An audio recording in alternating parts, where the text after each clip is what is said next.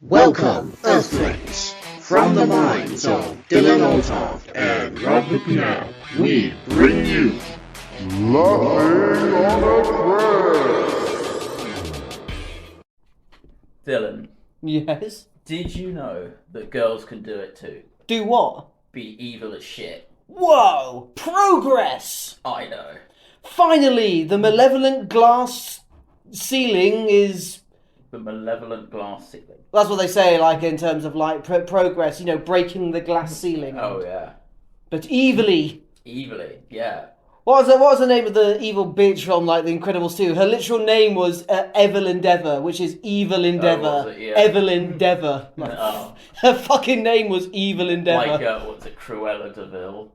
Cruel Devil. Yeah. And fucking Disney did their usual shtick and made her a tragic anti-hero. Yeah. Just like with fucking Maleficent. Yeah, it's like, why? But Angelina Jolie's hot. Ooh, dem cheekbones. Yeah. Why can't evil be evil? Hashtag evil be, let evil be. Yeah, exactly. Some people are, like, just real life people. Some people are just bad people. Yeah, I know. Is it the idea that obviously anti-heroes sells more toys, like, so parent groups aren't bitching? Because kids loved Ursula and Cruella and who else was an evil bitch? Zira, from like Lion King 2. We liked villains. We bought villain toys. Oh yeah, because when you were a kid, no one ever bought the Joker.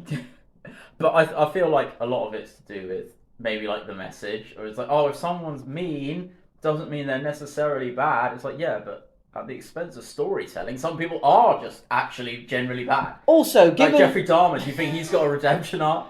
Oh, I would love to see them do like a fucking Maleficent version of Jeffrey Dahmer, where he's a tragic anti-hero. Yeah, like John Wayne Gacy and shit. Han sewed his clown suit while he was being abused or something. Yeah, I'd watch that. I would.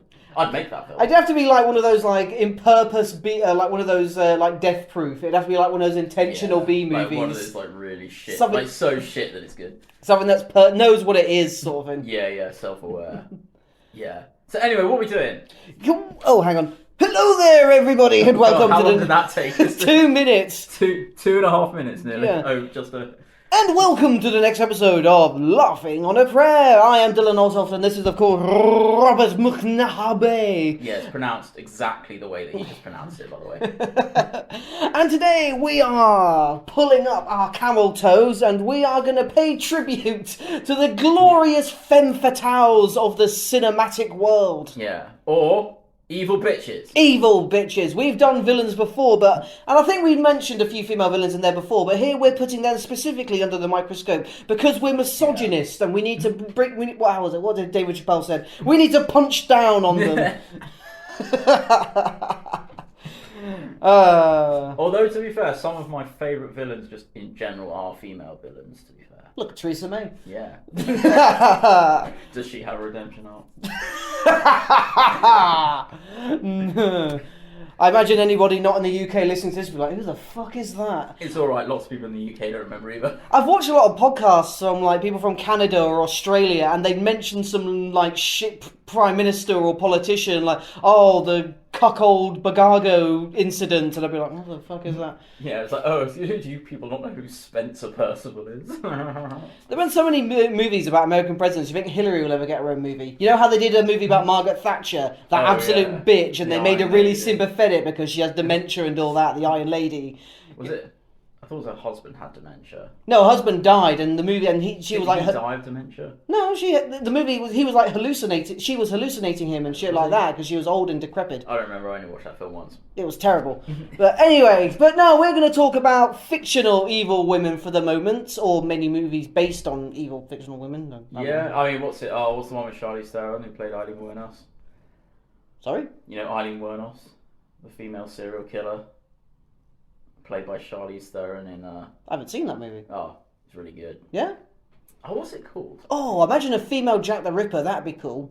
Fans of Black Butler right now, you're giggling to yourselves. Hang on.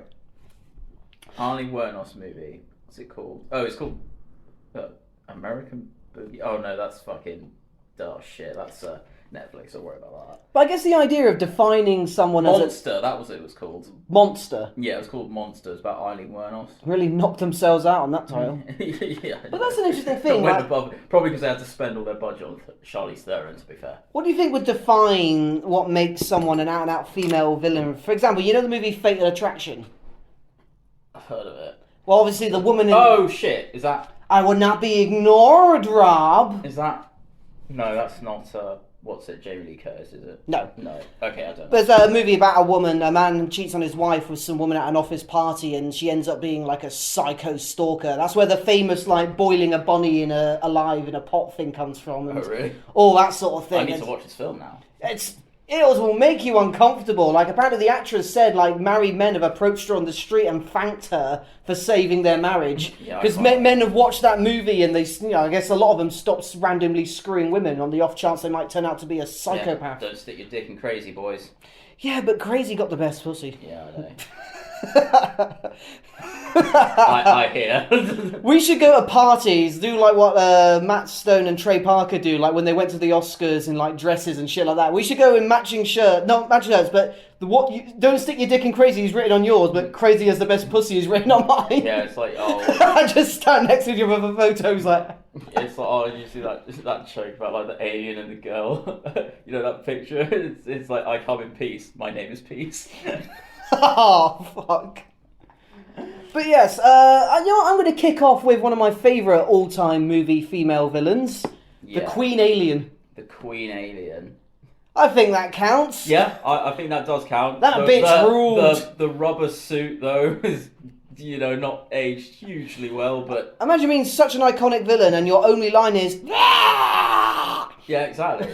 I mean, to be fair, if you can pull off like a good character and your only line is Hodor, it can be done. At least that's technically a word. A giant knob helps. Yeah. One of the many additions to top 10 most paused HBO moments. Yeah, for science, obviously. Yes, for science, and a lot of crying men comparing. Holding a ruler to the television screen, the men who don't understand perspective is like, oh yeah, that counts. Back to women, though. Yeah. I will do my best not to stick penises into this episode as best as I can. I mean, if it happens, it happens. I know it's your body, your choice. You're a liberated man. But obviously, I think the reason the Queen Alien fits is obviously because Ridley Scott. There is obviously so much feminine empowerment in the symbolism of the Alien franchise. Obviously, the facehugger, which looks like a vagina, rapes a man and forcibly impregnates them, and what pops out of their stomach but something that looks like it's got a big dick. Yeah, and isn't there the guy that got like the fucking porn mag like stuffed down his throat and murdered? Wasn't that what the robot tries to do to Ripley? He tries to stick a magazine down her throat. Is that, yeah, I swear like someone also gets killed. I mean, the guy that had the spalien burst through him died, but... John Hurt. Yeah. He was hurt. Was he? I charge for shit like that. How much, just so our listeners know? Depressing. But anyway, so yeah, the Alien Queen, I'd say she's I wouldn't do a top 10 list because I'm not fucking Watch Mojo, but that's got to be a list. They've done everything. Yeah, top 10. They've probably done fucking top 10. Tops on fucking everything. Well, to be fair to them, fucking sadistic bastards that are their employers, making them do a top 10 list every day. I mean, at least BuzzFeed do it weekly. I mean, yeah. Does BuzzFeed still exist? Probably. Does it? I don't know if it does or not. The top 10 list craze has sort of died down these days. Yeah, that was like peak 2010s YouTube though, wasn't it? Top 10 life hacks and shit. Yeah. Like, life hacks. Oh my god, yeah. That's literally a meme on TikTok sort of thing. There's a guy that observes supposed life hacks of people that are like putting zip ties around a glass to use as a handle, and it cuts to him just picking up the glass, like retards. But anyway, female villains. Rob, I've said one, you say one now. We're gonna keep doing this. Yeah. I think so. One of my favourite female villains, I think. Really, this probably comes as to no surprise to anyone who's been listening to the podcast, but it's gotta be Dolores Jane Umbridge from Harry Potter. Oh, for anyone not familiar with Barry Trotter, would you like to elaborate the depth of his comfortude? If you're not familiar with Harry Potter, touch grass. So Dolores Jane Umbridge, she's, how can I describe her really? Other than she's a member of the Ministry of Magic in the Department of Law and something to do with Muggles. Basically, she doesn't like Muggles. She doesn't like half-breeds, like centaurs and things that are sort of like of near human intelligence. Her words, not mine. But she's also a fucking basically a psychopath who enjoys torturing kids. Who doesn't, though? Yeah, the kids are annoying as fuck. But she's really prissy and fussy, and that just makes you hate her all the more. Yeah. I don't think it's just because she's a woman. Like, people said, they hate her more than Voldemort because of natural sexism, but no, she's just No. Voldemort doesn't give a shit about wearing your tie, right? It's like... loads of people say, I hate Umbridge more than Voldemort. It's like, yeah, but, in comparison, Voldemort has done, just way worse things than Umbridge has. Although, don't get me wrong, Umbridge has done some terrible stuff. She sent so many Muggleborns to, Azkaban and were killed and stuff like that. She is... I think it's the reason people hate Hitler more than Stalin. I think because Hitler made it personal, sort of thing. Umbridge had a little bit, even though weirdly enough, Voldemort wasn't necessarily all about killing mudbloods or anything like that. He was just an evil fucking wizard. He believed in wizard supremacy and all that, but it seemed like Umbridge made it personal. She personally stuck her nose right in the middle of your clan. Yeah, not going into the whole thing, but Stalin was very much personal as well, which people tend to overlook. Anyway, I think it's because his purges were sort of full scope. It wasn't just the serfs or the Jews or the gays and gypsies and all that. Even his own staff he killed. Yeah, but it also was the serfs, the Jews, the gypsies, and the gays. Yeah, that's the thing. But it was also his own. He killed Russians, just any sort of. He killed doctors and shit like that. Yeah, just the idea that they might be sort of thing. Yeah, so did Hitler. Yeah, granted. But I think with Umbridge, I think what makes her so, especially in the books, because she's very well done. Imelda Staunton in the films is fantastic. Would not pick anyone else other than her. But in the books, it's the I think what really gets under people's skin is the arrogance. And it does a bit in the film where she goes and stuff like. You can't stand a strong, confident woman. Yeah, exactly. She does, and it's just everything that she does is so. Even if she's got all this power and she completely abuses her power, and I think that's what sort of really gets under sort of people's kind of skin. Yeah, like you said, the pettiness of some of the and the movie portrayed that really well. Two 16-year-olds. I think there was a scene she was walking down the street. 2 6-year-olds were just making out, and she just waved a wand and separated them. It's mind your own business. Fuck off. Are you sure you want to have piss off? And she was so pink. Yeah. Ugh.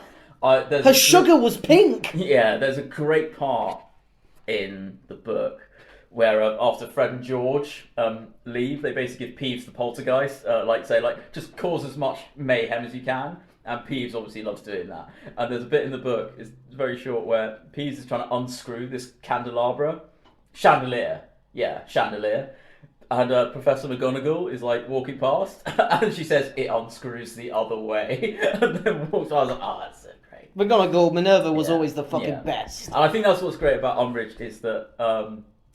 She's it's whenever there's the sort of acts of rebellion, it's so satisfying for the reader. While we're talking about Harry Potter evil female villains, would you say Umbridge is worse than Bellatrix? Maybe not compared to what Bellatrix has done. I think. No, I don't think Umbridge. It's good. I think Bellatrix has done much worse than Umbridge. Actually, it is hard to hate Bellatrix the way you hate Umbridge because Bellatrix is hot. Yeah. She's also. It's a different kind of evil, I think, though, because Bellatrix is just completely manic and sort of off the hinges in the films, at least. She's a bit more sort of restrained in the books. She's a bit smarter. She's not as fanatical. Which actually, do you know what? I actually kind of prefer Bonham Carter's kind of nuts Bellatrix. I think that's kind of works. I guess nothing makes evil worse than it being organised. Yeah. Chaotic organised. evil, you know, it's all part of the plan. Yeah. But, you know, organised evil, that's just too close to home. Yeah. Because that would never happen in any country. Fuck. I think I enjoy, in a way actually, I quite enjoy both of them because they're both fanatical about their sort of overlords, essentially, aren't they? Oh, yeah. In a way. But yeah, Bellatrix wanted to hop on Voldemort's Elder Wand. Yeah, I mean... even Voldemort in, like, before he, like, Horcruxes himself to shit is apparently, like, really handsome. Which I always find, like, kind of weird. But anyway, I don't know which I prefer or hate more. I don't know. I think I like to hate Umbridge. Yeah. I like to hate Umbridge. Like, I hate you so much, but I love how much I hate you. You know what I mean? Do you think the people of Hogwarts would have forgiven her if Umbridge cried about her dog stepping on a bee or something? Like... I wonder, depending on future results, if that joke's going to age well. I mean, we'll see. If I'm hanging by a lamppost with that joke painted on me, we'll know. I'll be like, well, at least. I mean, it's probably the way he would have wanted to go. Just like Mussolini. With a joke around his neck. Like... Fucking hell. Yeah. Alright, Umbridge, right. That is a pretty fucking good one. Okay, so I'm going to pick a fun one this time. Let's go with Hela from Thor Ragnarok. Because she, again, just like Umbridge, had all that power about her, but I don't know, maybe it's the way the actress represented it, because she didn't... Cate Blanchett, the way she portrayed her, it wasn't in that fussy little undeserved respect. She just radiated Yas Queen. Yeah, like, just so much, just, like... She had big dick energy. Yeah. Like, she would swagger into Asgard, and she just, like... And that is actually, like, I mean, just looking at the way that she walks... Oh, well, she just, like, she saunters around the place, like, she just owns everything. And it's like, yeah, she kind of actually does, like, during that film. And she is fucking evil, you know, she's executing people left and right, she has the bold guy doing her bidding and all that. And even right at the end, when she's about to go down, she at least goes out fighting. She's shooting fucking stalagmites at Surtur, like... Yeah, and she puts her money where her mouth is as well, which I think's... Well, that's the thing, yeah, her power is absolutely legit. Like, she obviously, she crushes Mjolnir in just her fucking hand. Like, she's not one of those petty villains like Wormtongue or something like that can't walk what they talk. She absolutely comes to the table as a player. A lot of people have speculated whether or not she would have actually held her own against Thanos. Yeah, I also think storytelling-wise, like, if she couldn't destroy Mjolnir, then it'd be just like, well, why don't you just hammer her? Not in that way. Well, they were sisters. I mean, it's Norse. That's not the weirdest thing in Norse mythology, is it? There's actually a gag that because Hela and Loki are so similar with dark hair and green sort of clothing that maybe it's Thor the one that's adopted. Oh yeah, I think you told me that the other day. I was like, oh shit, that kind of makes a bit of sense. But no, the way she obviously stumbled into Asgard, and I think she was one of those like villains that you enjoy to hate. You like to hate her. It's like, you are so devious, but I love every scene you're in. Yeah, and she's not even in that much of the film. No. But like every moment she's on screen, she's completely got my full attention. Maybe we could have edited out some of the Korg bits and had more of her in. You could have probably done that. I would have actually supported that. You loved Korg. Everybody loved Korg. Yeah, I know, but well, I don't love Korg, but he is funny. At least surface level, he's funny. But yeah, like if you dug deeper, like there's not much else really, other than rocks. Maybe I take him for granite. Anyway, so that's the joke that you're going to get killed for, and I deserve it. The way, to be honest, and I can't think of many other badass villains. At least in Marvel movies that went out in such a badass way as her. Like a lot of the other Marvel villains either killed themselves trying to kill the hero, or they just went out in a shit way. But how many other Marvel villains went out by a giant flaming sword plummeting on her? Yeah, exactly. That's just, I mean, even if that's just a cool way to die, villain or no, like. I mean, I always thought that like I guess he doesn't die, but the way that Loki gets beaten in, the first Avengers, is just like kind of dumb. Yeah, that was definitely more for to be honest, though, let's not bullshit here. That the first Avengers movie was a kids' movie. Yeah, It was squeaky clean. I don't think anyone at any point in that movie, apart from Coulson, so much as got a paper cut. Yeah, exactly. He gets messed up by the Hulk. You're like, mate, how? I know you're like a god, but like at least have a bruise. Can't damage all those trailer shots, all those sexy looking. Can't fuck up Tom Hiddleston like that, my man. God, the Hiddleston thirst went maximum after that. Like so many people were just like, I love Loki, I could change him. Yeah, because British accent, cheekbones. Fucking, I'm convinced that's why Loki the TV show is made, because Tom Hiddleston hot. Ew. There actually is a moment in the first episode where he gets stripped naked. Of course there is. I didn't make it that far. I did not make it that far. That's the point. Did the main character in Moon Knight get a shirtless scene? I don't think he did. I can't really remember. Is that one of the first Marvel protagonists that didn't look sexy shirtless? Let's be fair here. Even Robert Downey Jr. had a bit of a figure about him. I know he was in the Iron Man suit, but maybe because he wore like tight-fitting shirts and all that. But why am I remembering this so vividly? Science, obviously. Yeah, no, I don't think in Moon Knight. Anyway, so yeah, Hela is good. Outfit was awesome. Her powers were awesome. I wasn't a big fan of how underdeveloped her motivation was. She's kind of just evil. And I know we said this at the start of the episode. Sometimes people are just evil. And I know they had that spiel about how she slaughtered all those worlds for Odin's war, and then once Odin was done with her, he fucked her off, sort of thing. And that would piss you off, I guess. It would. But it was all told, I guess, because it was all just told in backstory. Oh, Odin betrayed me. Oh, okay. And then it's like, I see. He's also done some other like kind of bad stuff too. There's actually a working theory that Thanos actually didn't start his quest until Odin, the Sorcerer Supreme, and Ego were out of the picture. Because those three were the only ones that could have actively stopped him from getting the stones. So Marvel-wise, timeline-wise, because certain movies happened at the same time, once Ego, fucking Star-Lord's dad, once he was gone, Sorcerer Supreme and Odin out of the picture, that's when Thanos started actively going about it. I mean, you got to pick your moment, don't you? Because you don't want to...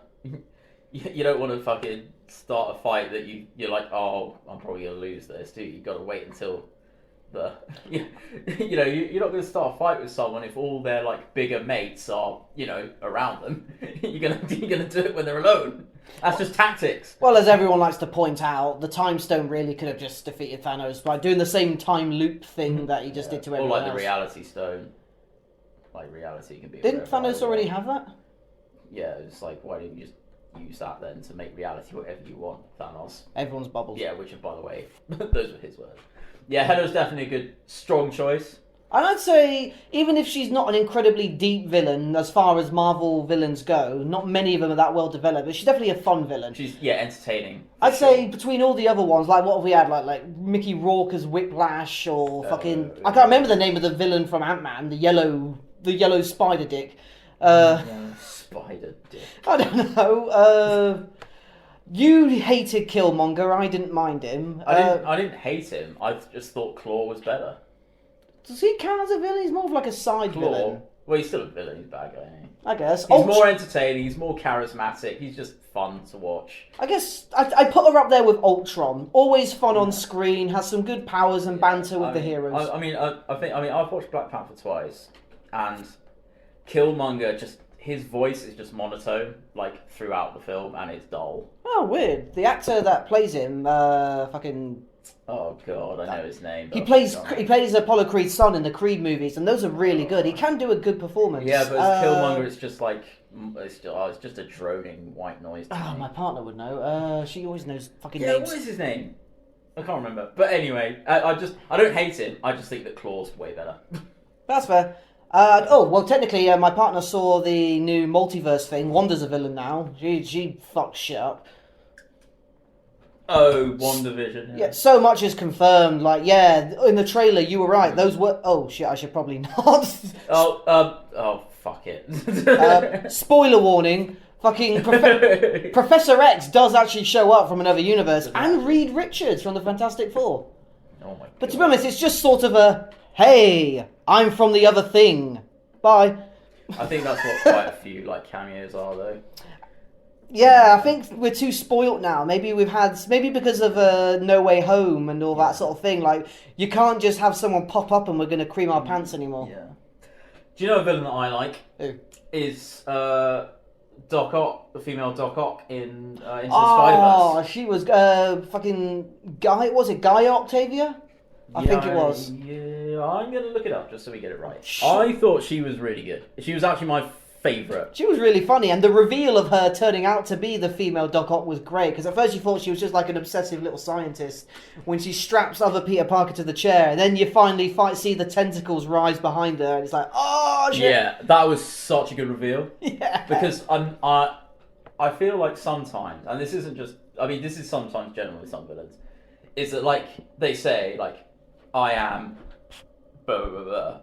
Whereas, like, another great villain, even though it's not female, but like the Green Goblin villain when in, the Maguire Spider-Man, when he finds out that it's, Willem Dafoe, Yeah. and he finds out even when he's not like in the sort of Green Goblin like suit, and like he's so great, but like yeah, when the tentacles rose up, I was like, oh, okay. I was like, that's cool. That's cool. I think it helped that we saw her personality as a person before we saw her reveal as a villain. So we had sort of like already emotionally connected with her as a first impression before seeing her as a villain. Yeah, and also the fact that it was done in such a short amount of time, but like there wasn't a minute that was like wasted or cheesy. Like it felt like she'd earned it. The whole like, movie was pretty knit tight, wasn't it? Yeah, it was definitely.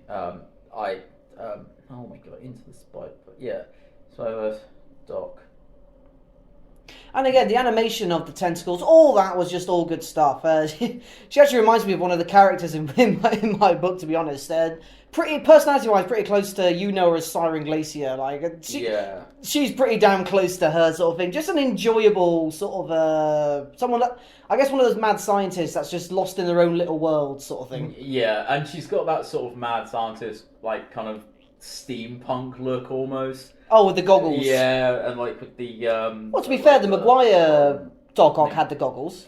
I think even the animated one does, doesn't he? Oh, the animated one is batshit crazy. He's got like a yellow and green thing with like a visor goggle. He has a bowl cut. Oh my god, I don't even fucking get. I fucking hate the internet sometimes. It's like you type in Into the Spider-Verse Doc Ock, what comes up? Miles Morales. Yeah, he's Spider-Man. I typed in Doc Ock. God fucking damn it. I'll have a go myself. I'm pretty sure. I'm not going to say it in case I'm wrong. Gaia. Oh, fuck my ass. There we go. Gaia.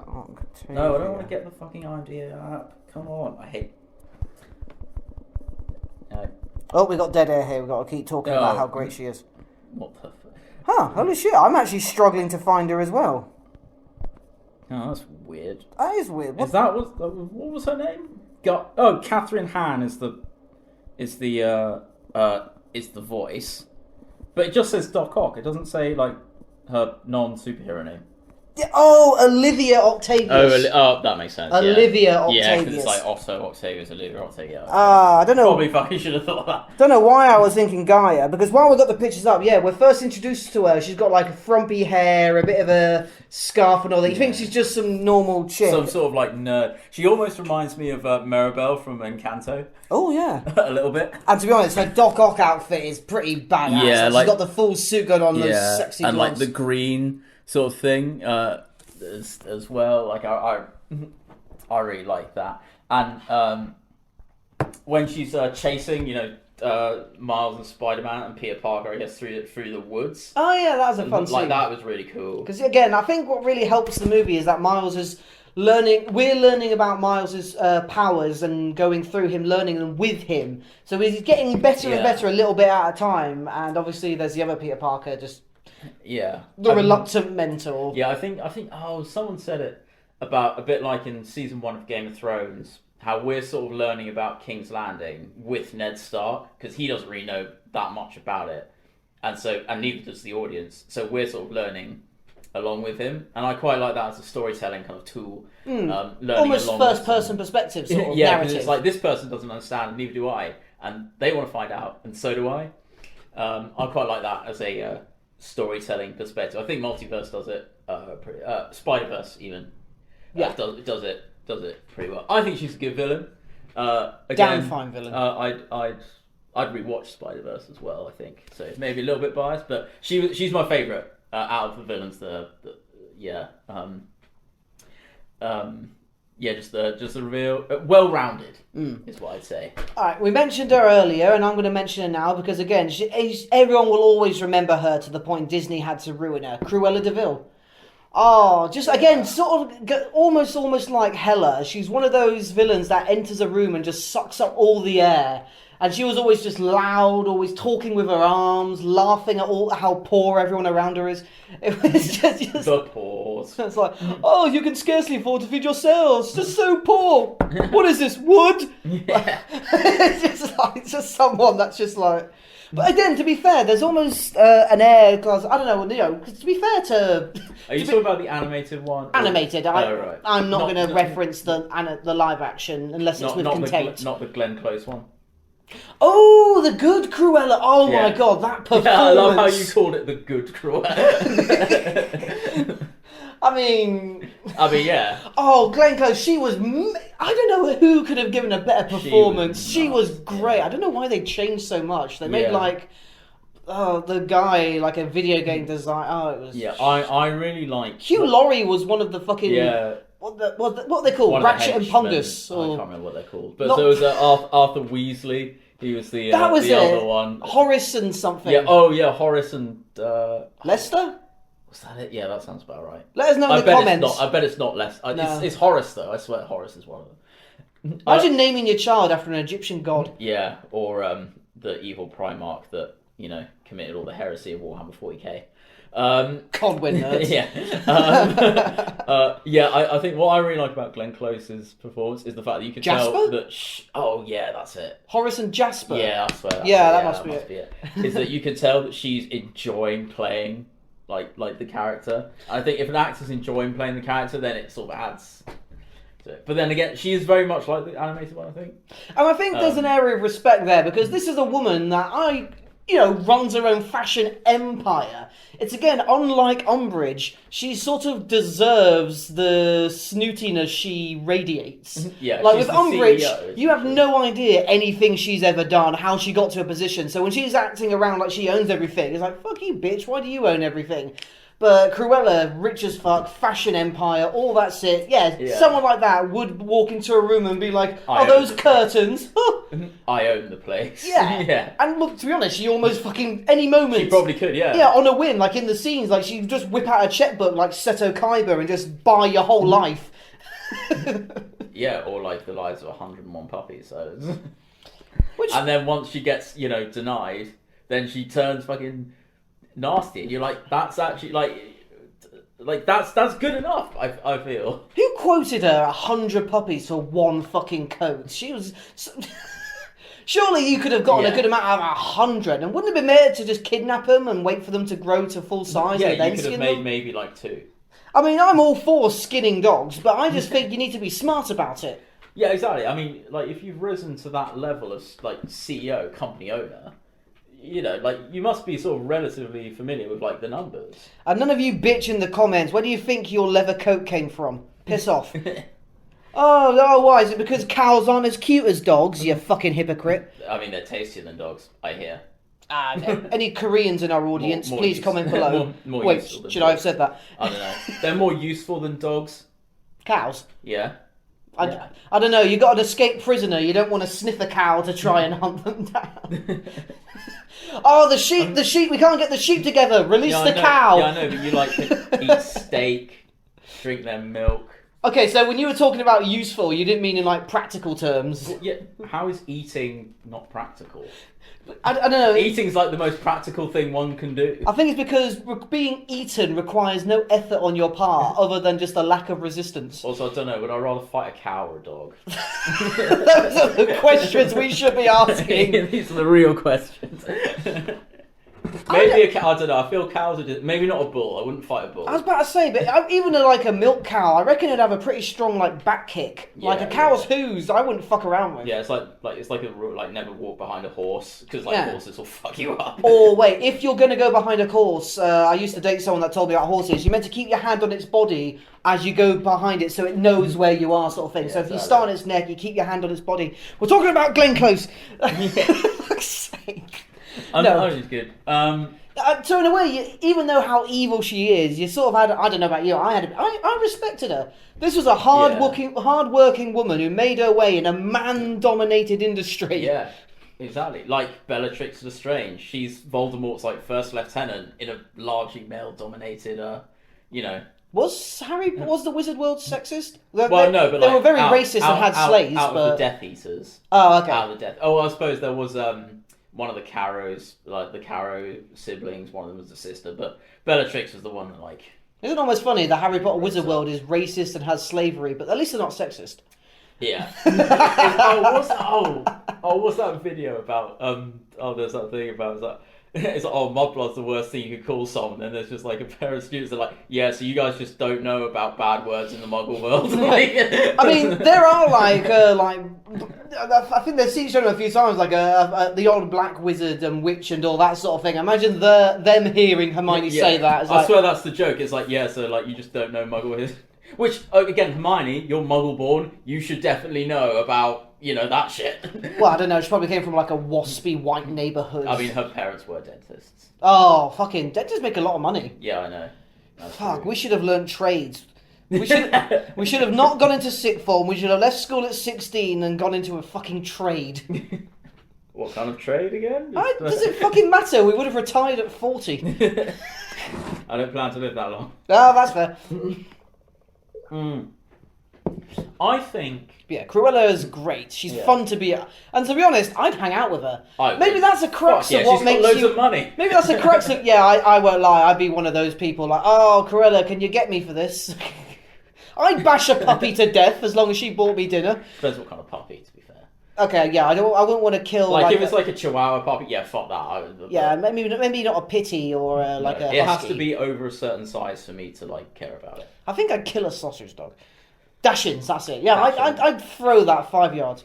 Yeah, maybe. I don't know why I'd do that though. She'd be like, I want Dalmatians. Like, oh yeah, but I'm just proving my loyalty. Or whatever. Anyway, I've got my wallet. Can you pay for this Mackey's, please? Cruella isn't taking you to Mackey's, or Burger King at least. Oh, yeah, that's true. That's true. Burger King chips. Yeah, I'd be friends with Cruella. Yeah, I would. She's rich and powerful. Yeah, and good fashion sense, which means all of her friends will be slim models desperate to put their mouths over something. Yeah. Please, I'm so hungry. If my partner's listening to this at all the following jokes are not intended to be taken... Imagine, it's all like being friends with Mugato from Zoolander, or being friends with Zoolander. Yes, Mugato is the male Cruella, even has the hair.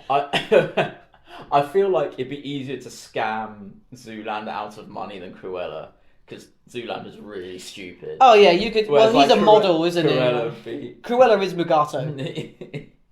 Yeah, really. You can just go to Zoolander and be like, attractive people give me all the money in their wallet. Well, I'm attractive, so I guess that's what I'm going to do right now then. That's my shit impression.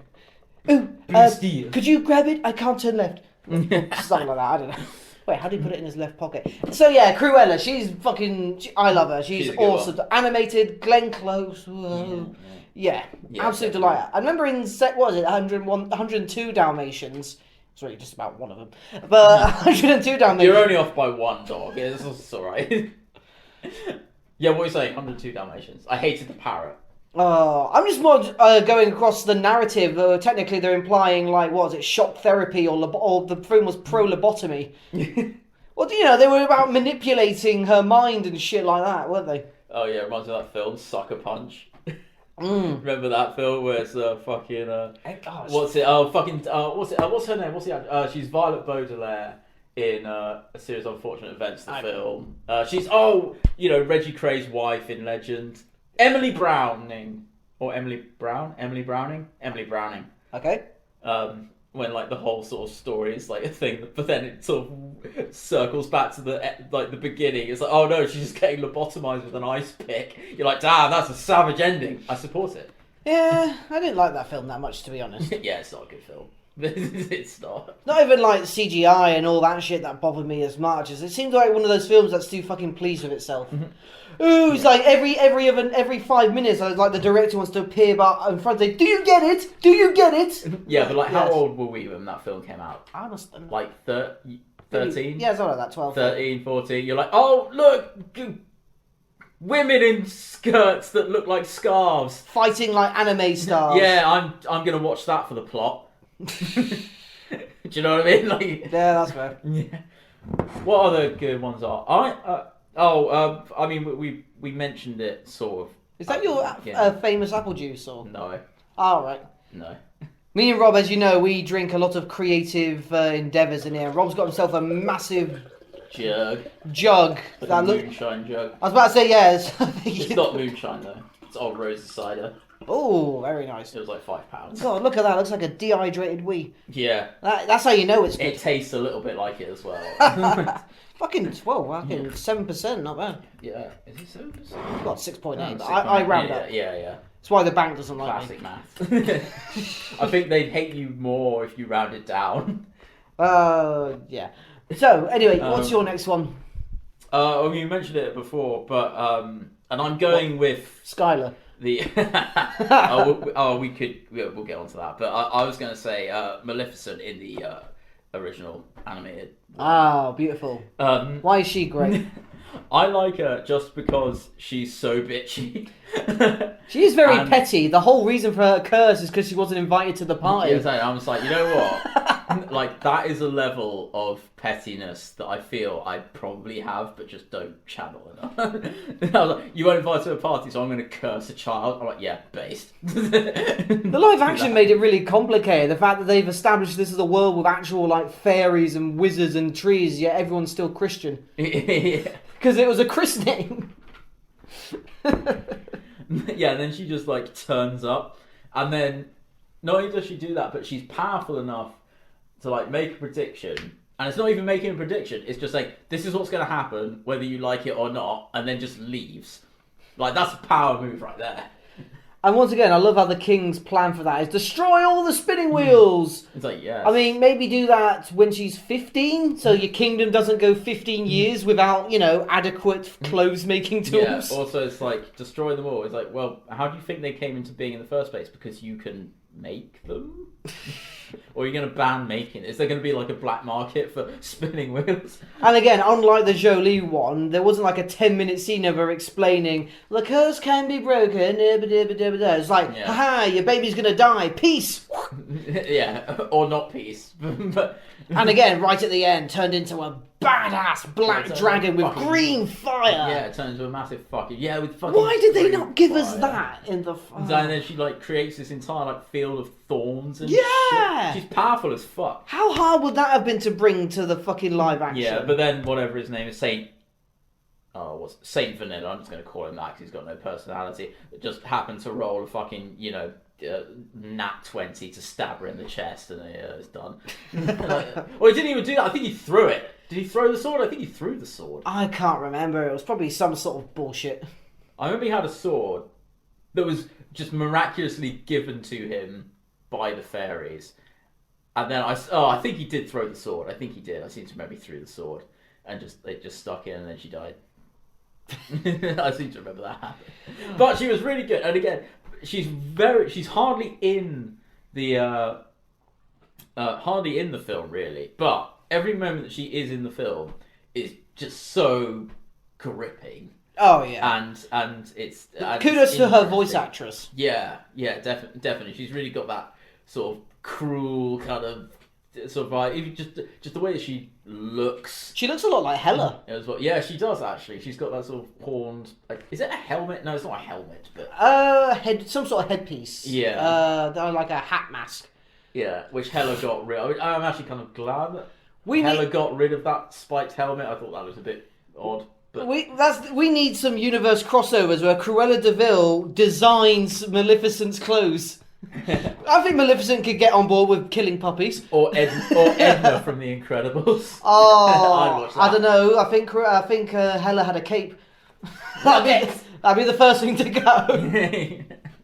I would love to see fucking Edna just fucking giving Hela just like loads of shit for wearing a cape.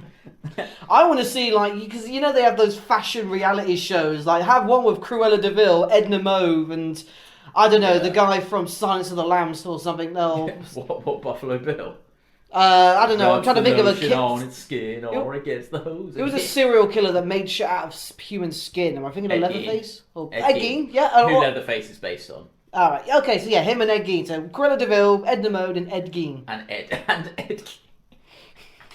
I'd watch that.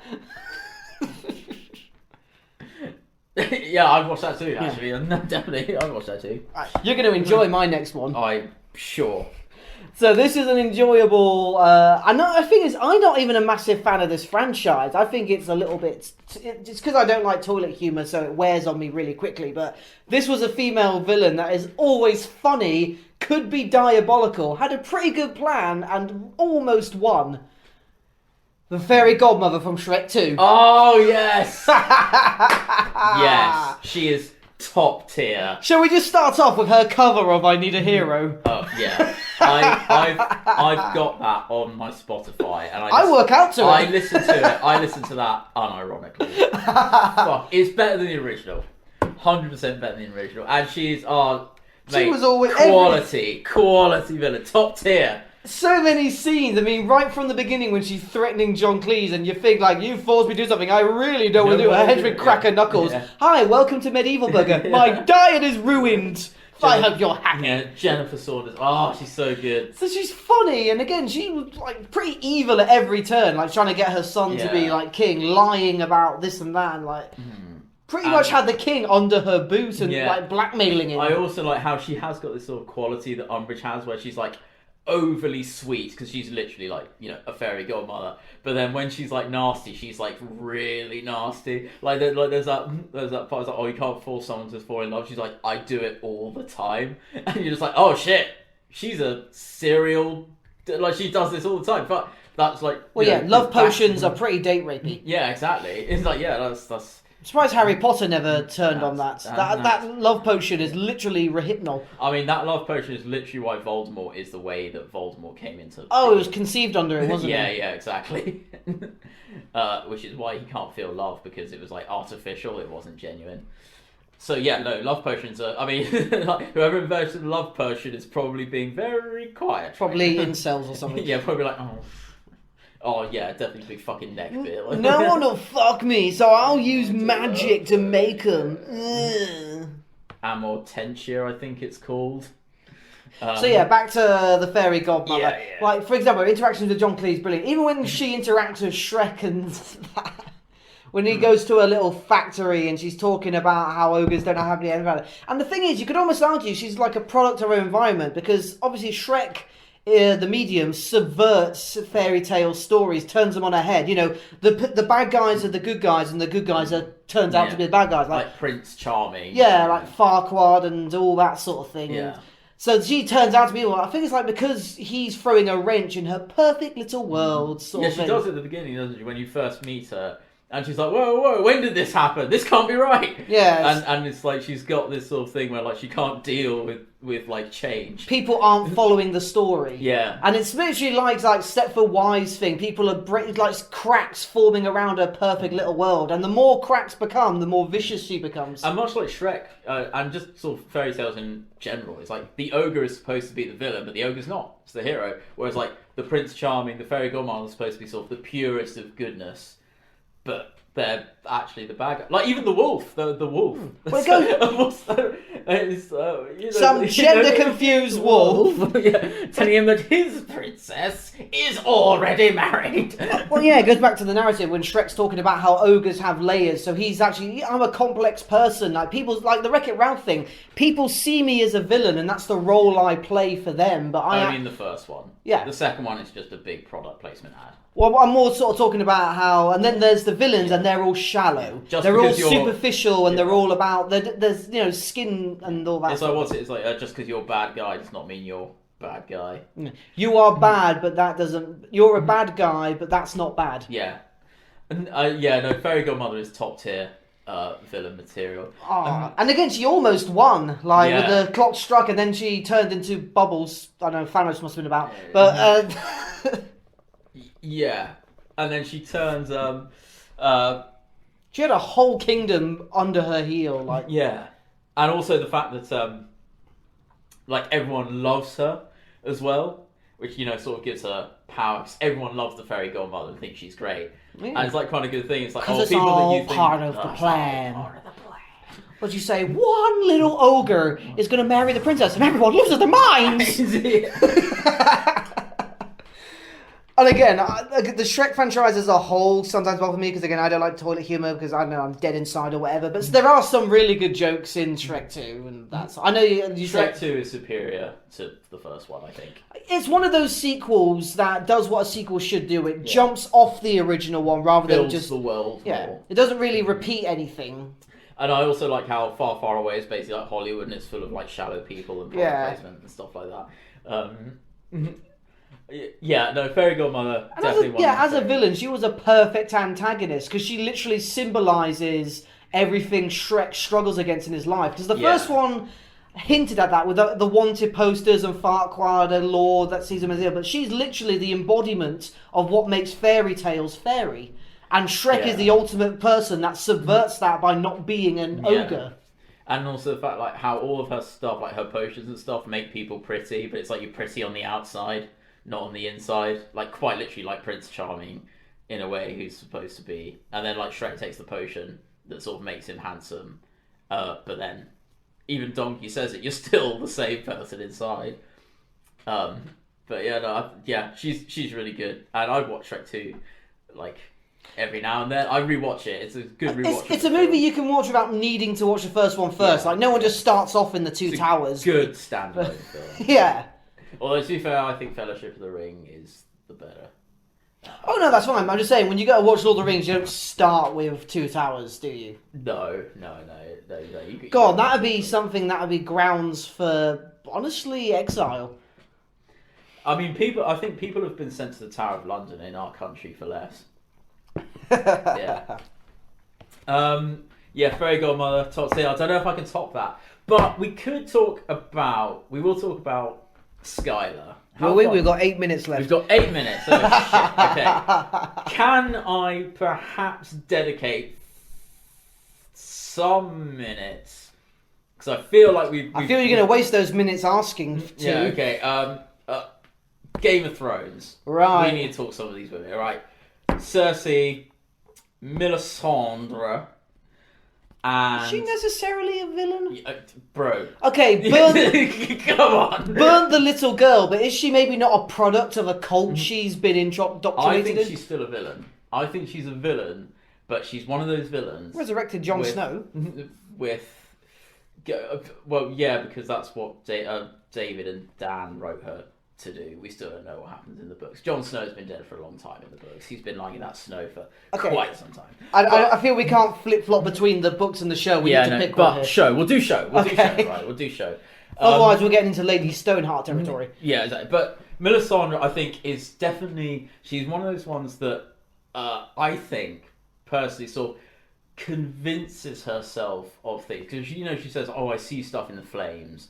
But then she convinces herself to like suit her narrative. Like she says, Stannis is the prince that was promised, even though he's definitely not. But she convinces herself because she's like, I might be wrong, but I don't want to be wrong. And at the expense of me being wrong, I'm gonna burn people alive. And it's like, that kind of makes you that makes you a villain. I guess it's one of those people where they believe the means justify the ends sort of thing. Like, I'm burning the little girl, but I'm serving the great fire god in its purpose. So what I'm doing isn't evil if it's in the name of good. Yeah, but again, it's like the end justify the means. It's like, is that even like really a... What's the phrase? The road to hell is paved with good intentions. And so does that make her? I guess I think it makes I would her say a she's a complex villain. Like, she's pretty cut and dried. She believes in an evil. Well, she believes in a fire god, so she burns people. Yeah, that adds up. And yeah, but I think she is a villain, definitely. Even though she's supposedly doing it with like the best intentions. At least compared to the other female villains, she's not a hypocrite. Like, she at the very least always stuck to her guns, even when it bit her in the ass. Yeah. When Davros like calls her out saying, "This woman." Davros. No, not Davros. Davos. Can you imagine a Dalek turning up in Game of Thrones? Can you imagine that in the fucking Battle of Winterfell? Like, exterminate! I'm about to say, it wouldn't have made season 8 any worse. In the business, we call that foreshadowing. Stick around for the next episodes of. To be fair, Bran's already in the wheelchair. Oh fuck, Bran! Fuck that guy. Bran could end up being Davros, walking his way into. He's got the fucking eye in his head. Yeah, he's the three-eyed raven. Oh god, this is fitting together too well. Yeah, I mean the villain.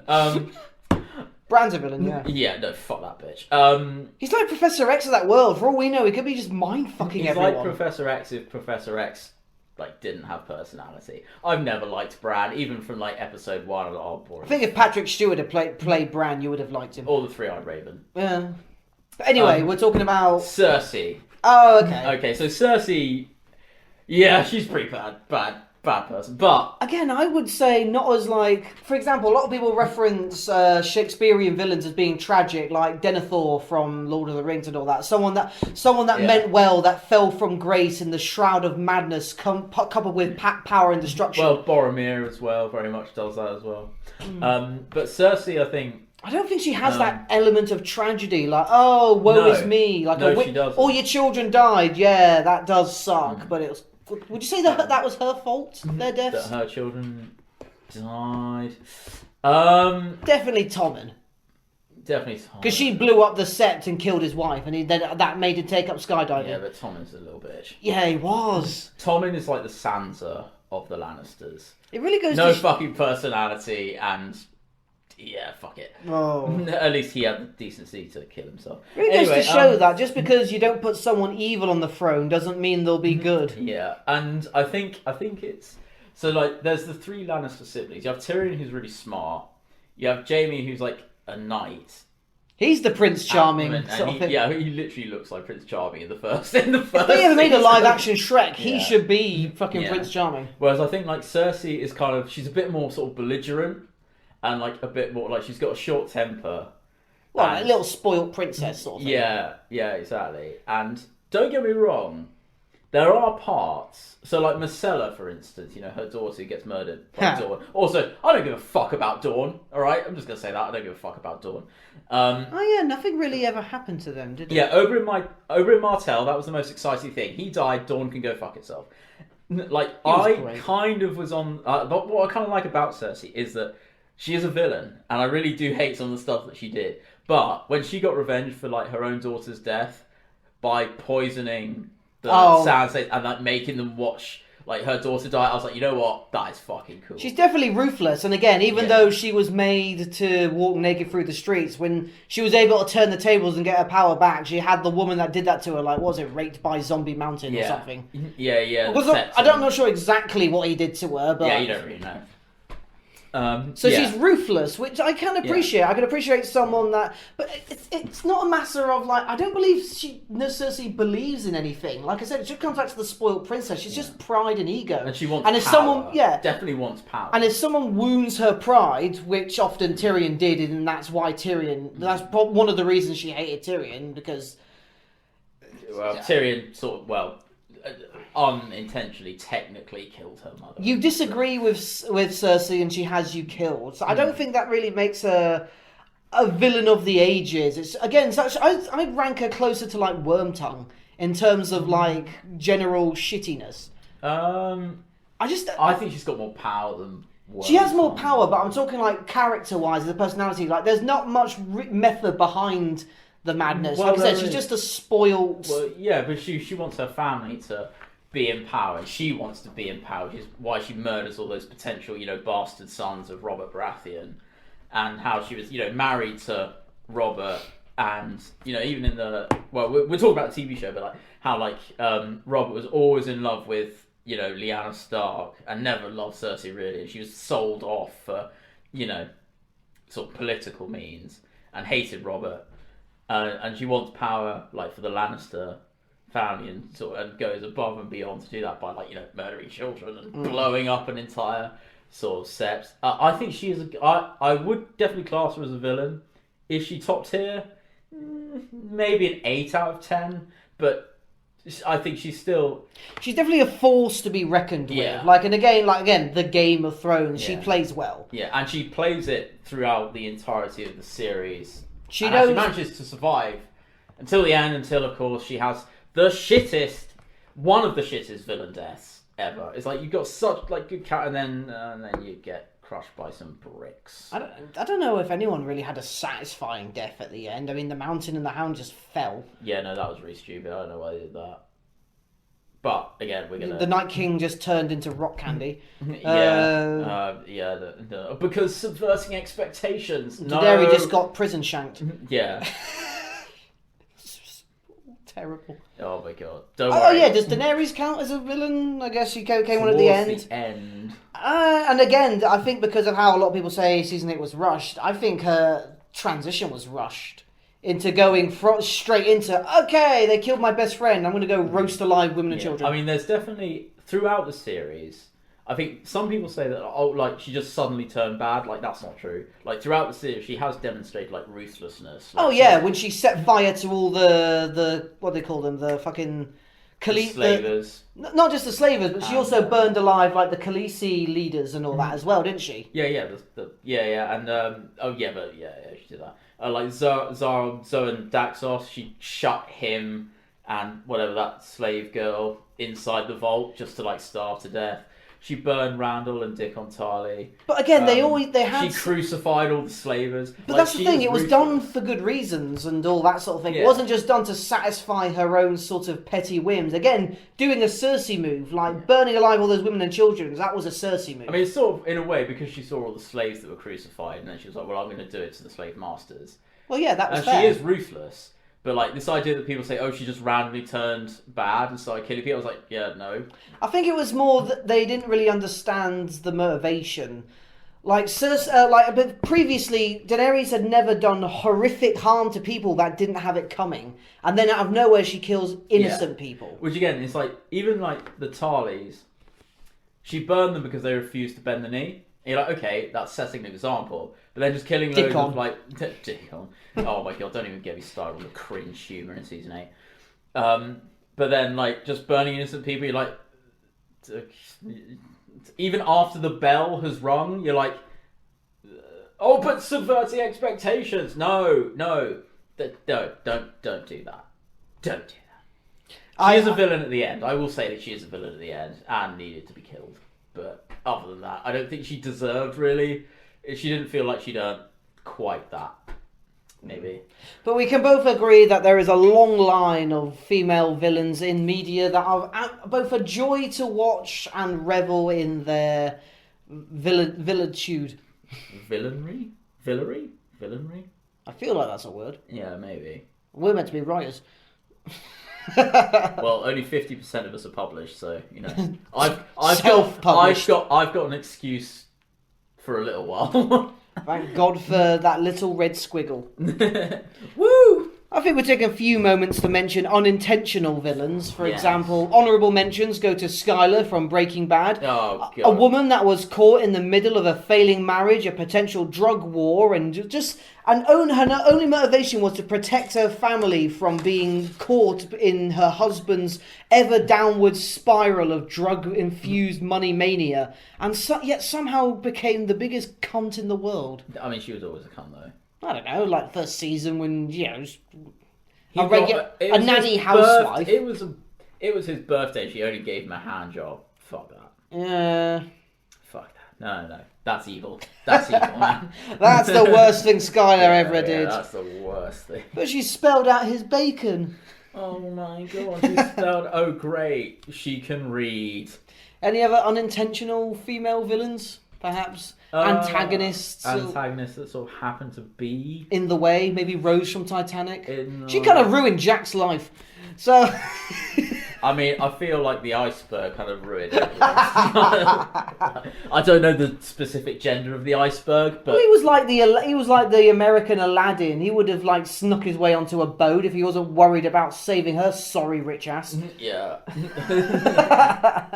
That is probably true. I guess you could say, in a way, I don't really. I'm trying to think of like some that sort of unintentionally kind of bad, but like don't mean to be. Elsa, yeah. I mean, I think we talked about this. Were we even talk about this like yesterday about how like shit didn't start going tits up in Arendelle until Elsa was crowned? Yeah. Like, do you know what I mean? Yeah, I suppose Elsa, but Let It Go is still a banger. Yeah, absolutely. but again, let us know down in the comment section your favourite female villains, your favourite unintentional female villains, and if you've disagreed or agreed with any of our decisions, let us know down in the comments. Let us know, and I would say we read them, but we actually can't read, so I mean we'll look at them. Yeah, we'll look at them and we'll enjoy the pretty marks and squiggles. What are those things called? Letters. Numbers? Oh, right. No, numbers. Are they numbers? They're numbers, yeah. Let us know down in the comments if they're numbers or letters. Using numbers or letters. What? If someone has the balls to spell out the answer in binary now, I will respect you. Oh my god. I bet there's a way to find out what they said. We'll probably spend ages finding it out, and it'll be like, go fuck yourself. No one's listening at this point. They're not gonna do... Yeah, I know. I mean, our target audience really should be deaf people. Anyway. What if we could put these on Audible? Oh, God. Imagine that. We make all of our fucking episodes together and call it an audiobook. An audiobook. The Laughing on a Prayer anthology. Yeah, it'll be like the Silmarillion, but shit. Anyway, ladies and gentlemen, boys and girls, and everyone in between, you've come to the end, and until next time, you've been listening to Laughing on a Prayer.